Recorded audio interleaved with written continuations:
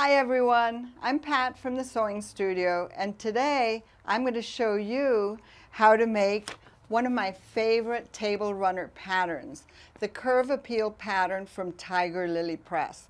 And if you stay with me at the end, I'm going to give you some of my tips on finishing this beautiful table runner. Okay, let's get started. I have my center theme fabric and my outer borders here. I've cut them according to the measurements in the pattern. So you can lay them out, and if you like at this point you can trim off the ends, because this is the width of the fabric. You can trim off the ends to even them off. So the next thing we're going to do is we're going to turn over our theme fabric that goes down the center, and we're going to mark 3 inches in from the raw edge. And as you can see, I already have one edge marked. So I'm quickly going to mark. I'm going to measure 3 inches in, and I'm going to use a chalkener. I'm very partial to the chalkeners, especially this one. So just in case you're interested, this is the Chalk-A-Liner, one of my favorite marking tools. Okay, so now I have this lined up 3 inches along. I'm using my extra long Olipfa ruler, and just run right along, make your markings. Almost there. Got to mark it all the way to the end. Line up your ruler again, nice and straight. This pattern is so much fun to make. As you can see behind me, I've made it many, many times, and I've also made placemats. Okay, so now once you have your theme fabric marked, you've got your markings on there, you're going to turn it, you're going to fold it,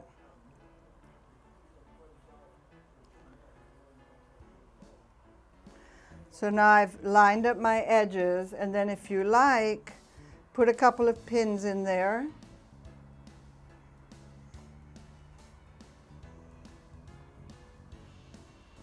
I usually put more, but for right now, I think that's good. Okay, so now I'm going to use the template that comes in the pattern.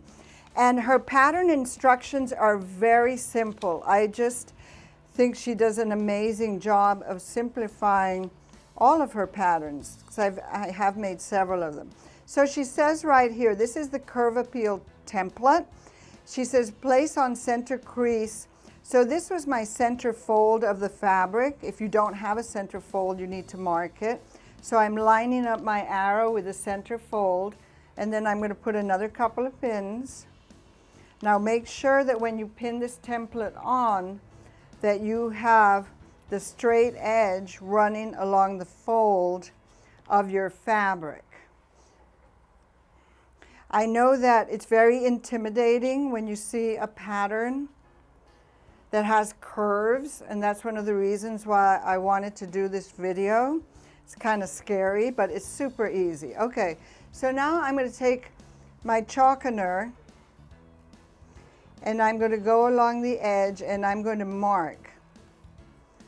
So for those of you who aren't familiar with a chalkener, this chalkener is full of loose chalk, and it has like a little wheel. So as you go along, it drops chalk on your and marks.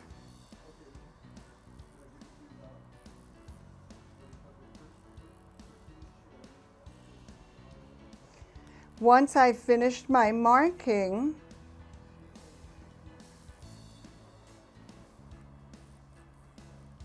if you have another favorite marking tool, you can use that too. I like the chalkener because it's loose chalk. It comes off very, very easily, but if you have a chalk marker that you like, or you have a friction pin, you can also use that. Okay, so I've marked my curvy line, and so now what I do is I take my template and I move it along. I'm going to move it to either end, and I line it up with my marking. I'm in the same wave, so to speak. and then you pin it again and you continue. If you wanted to make your table runner longer than the finished length in the pattern, you could actually just keep going and keep extending it and keep marking your fabric. So I'm going to keep marking this, and then we'll come back to our next step.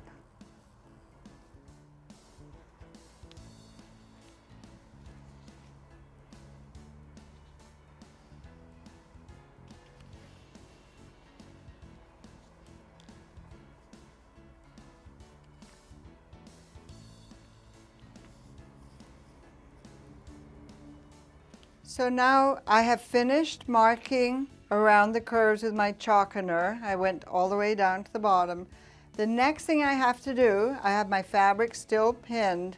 I'm going to cut my curves.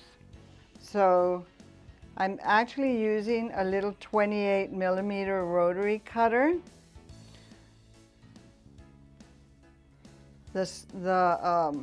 When you're cutting curves, you have to be careful cutting curves because you see the fabric wants to push. So I like using a smaller rotary cutter because it's easier for me to take the curves. So there we go. You see my table runner is starting to take shape. When I finish showing you how easy this is, I'm going to talk about some of the samples that I've got hanging behind me where I've kind of done my own thing a little bit. It's really fun to kind of branch out on your own and kind of put your own personal touch on your table runner according to who's getting it as a gift maybe. Oops, I left a little uncut. Okay, we're doing good so far. Almost done. Almost done. I like my chalkener because as you're working, the chalk actually almost comes off. By the time you've finished your project, there's no chalk markings left. So be aware of that if you use it and you need your markings to stay on your fabric for several days. Then I would not use my chalkener because it may have come off. So you might want to use a friction pen then instead. Depends on what project you're doing. Okay, so I finished cutting and I've got these beautiful curves. Look at, I'm so excited. You never know. It's exciting to do something like this because it's such a surprise at the end when you, and believe me, I love this project because I can almost make the table runner in one sitting. So now you see I open it up and I still have my markings. Can you see I've still got my lines? And so now what I'm going to do is I'm going to turn this is my outside. I'm turning it right side down and I'm going to line it up with the edge with my marked line. Can you see how it's coming together? When I first did this, I was like, wow, this is really just down my alley, doing something like this. So I've got this pinned on. Now you're going to take this one here and you're going to do the same thing. If you still have your center marking, this is the original fold of the fabric off my bolt. My theme fabric here, you'll see, is a little shorter, but that's okay because at the end I can cut it down, trim down my ends. You can do that in the beginning or you can do that at the end. You can customize it to the length that you like. She has instructions in the pattern. Also, if you want to turn this into placemats, I have a placemat that I'm going to show you at the end. I was really thrilled. I made 2 of them yesterday in one sitting, so that was even more fun. Okay, so I'm going to turn this over. Normally I'd put a few more pins in it than what I just did, but I'm just going to, so now you see what I have and how simple and fast that was to do. Okay, so now don't forget that you have pins on the other side of this. Whatever you do, don't leave them in there, because when you start sewing, you don't want to sew over a pin. Okay, so now what do I do next? I am partial to a glue stick. I don't often use it, but for certain projects I like it. In the pattern, she recommends Unique Stitch, which is a glue that she gives you the instructions in the pattern how to use it. I happen to have a glue stick. I use Dritz's, just a regular glue stick, as you can see. So I always say when you've got glue or spray or whatever around your machine, use it sparingly. But basically what you do is you turn this over and you want to run an edge of glue down the inside, on the wrong side of your curve. You see what I'm doing here? If you've got it pinned down, you may want to remove the pin. So you work your way along, just running a bit of glue. Again, don't put too much.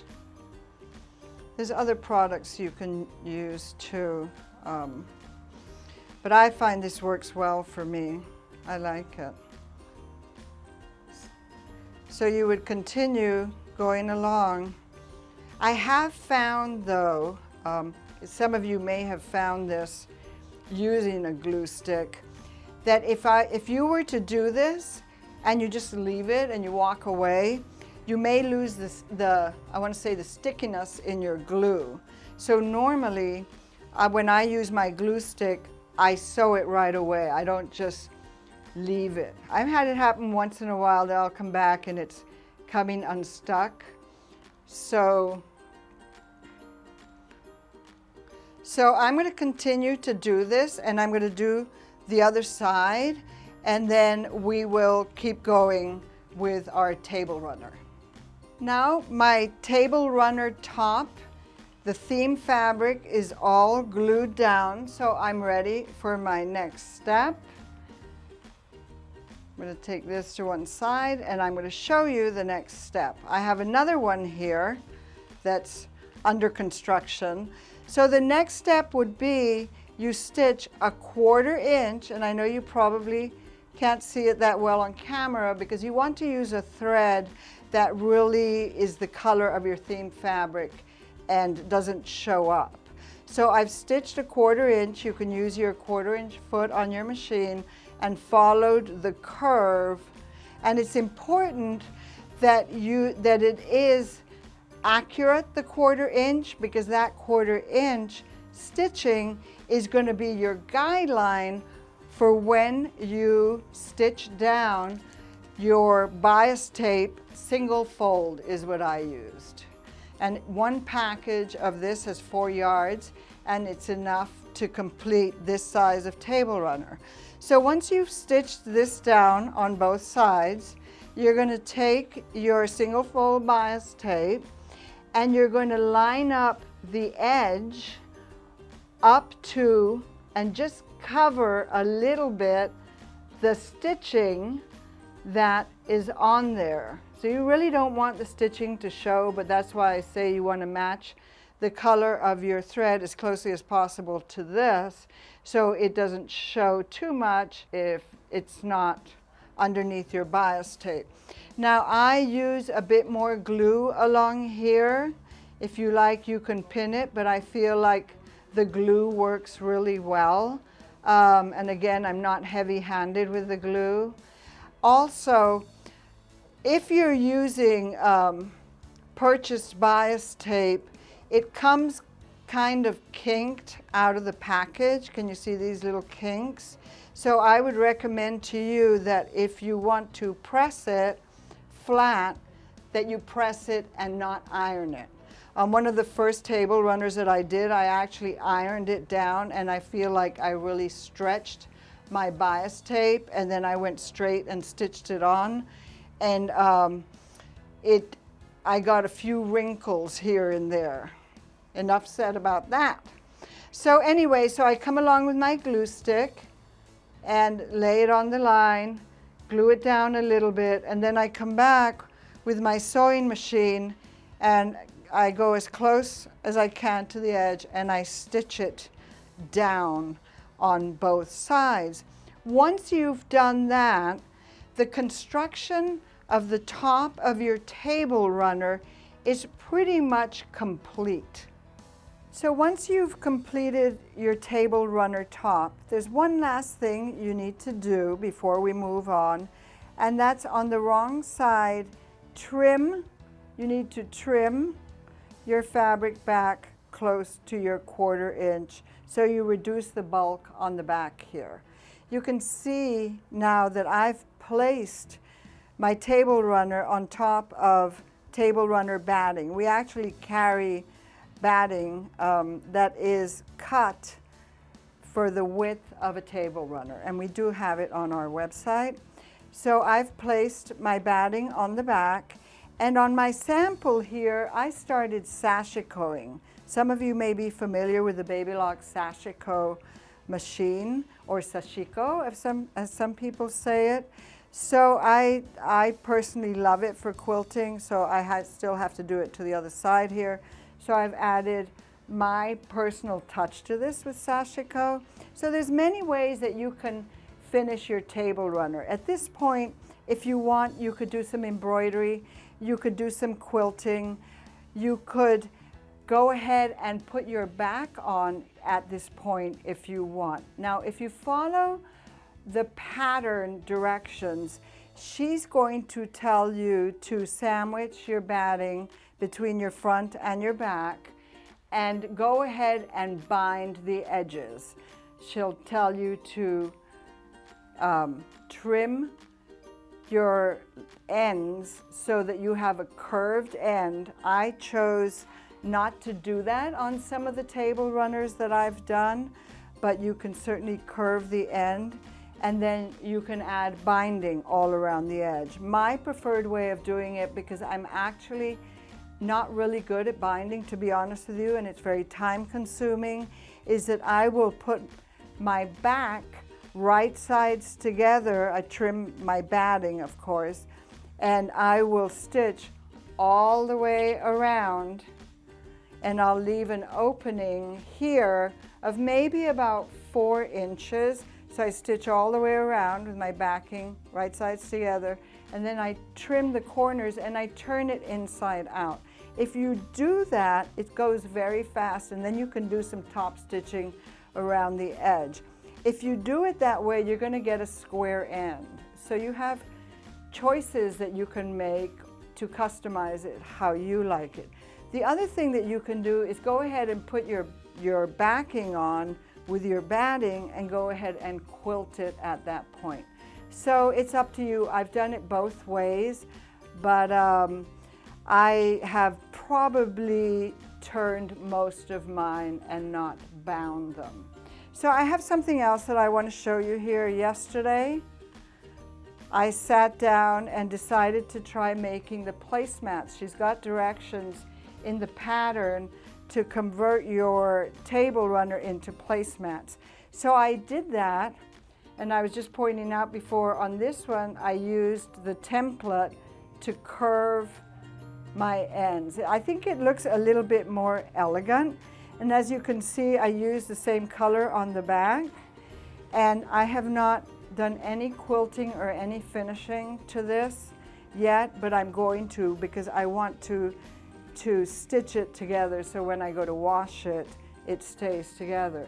My second placemat I did start working on, and what I decided to do was I threw it. I have an embroidery machine. I have a nice embroidery machine with a design center in it. So I put my monster magnetic hoop in my machine, because that way I don't need to use any stabilizer. So once I'd finished my placemat like this, I placed it in there.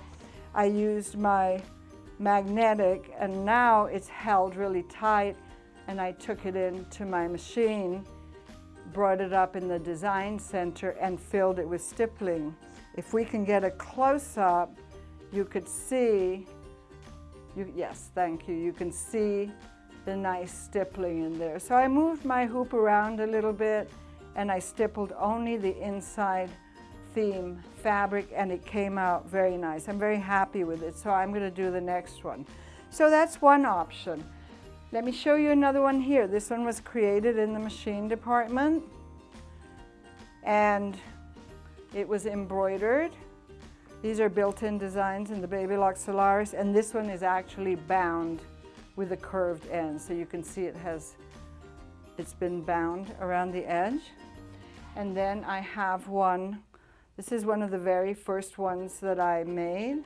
And what I did with this one is I had a pack of Kaffe 5-inch, a charm pack of 5-inch squares. And so first of all, I stitched the squares together and created my theme fabric, and then I used my template and cut it. You can see I added decorative stitching down here, and then down the center of my bias, I sashikoed with metallic thread. And this one here, I have a square end. So it's kind of more modern, more appropriate for this look of table runner. So again, a lot of fun. To me, when I create or make one of these table runners, I have like a blank canvas that I can play on. Now we're going to come just quickly to the table runners that I've made that are behind me. On this one here, I want to show you this. These squares in the center are the other half of the same charm pack. These were the brights and these were the darks in the same charm pack. And this one I actually embroidered it together and I used decorative stitching down the center. So I was very happy with this one. And then we have a picnic one with all the watermelons. That was fun to do. And then instead of using bias, I used a wide rickrack. And then and you can see all of these were my first ones that I ever made. I had so much fun. And I have more of them. This one here was one for Independence Day. And then this one is for like a picnic. Lots of fun to do. So I hope that this video, this little class, has inspired you to try this pattern. It's very simple. You don't have to be an advanced sewer. Just follow the directions, and I hope that you have a really good time and you try it. We have the pattern and the products that I've shown on our website on sewing.net. So go ahead and visit us and come in and see us soon. Thanks for watching.